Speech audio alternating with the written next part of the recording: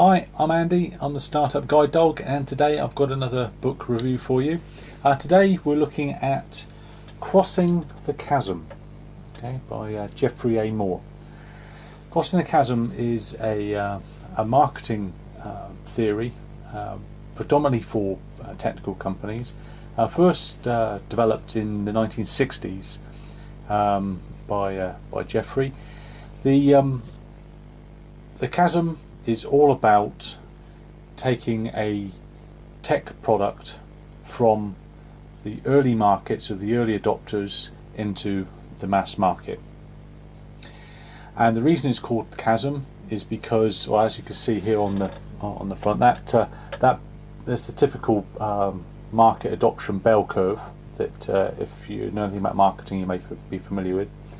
And what Geoffrey advocates is, if your technical product doesn't make the leap from the early adopters into the mass market, it disappears down this chasm. Quite simple, okay? Sounds quite scary. This book is a bestseller. I mean, just because it's directed towards tech companies, it also has a lot of relevance to other businesses as well.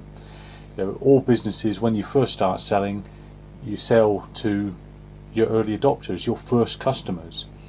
Okay, but how do you then take that product from those first customers and start to get more customers?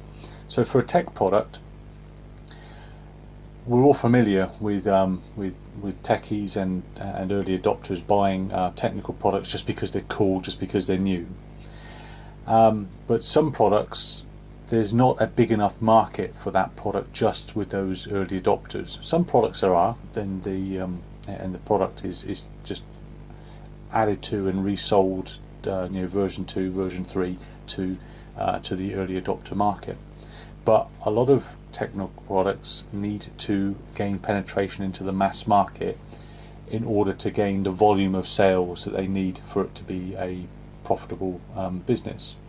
So the Crossing the Chasm book describes the whole process that a business will go through in order to find that niche market in the mass market, and how to go about dominating that market, and then using that market domination or that sector or niche domination as a point of reference to sell into the rest of the mass market.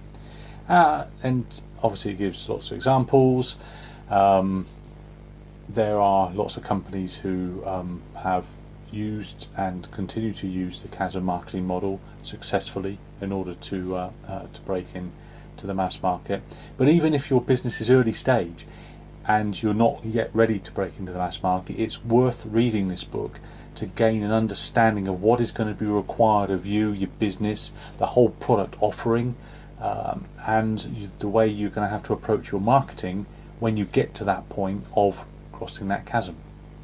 So again, it's Crossing the Chasm by Geoffrey A Moore. Again, have a read and let me know what you think.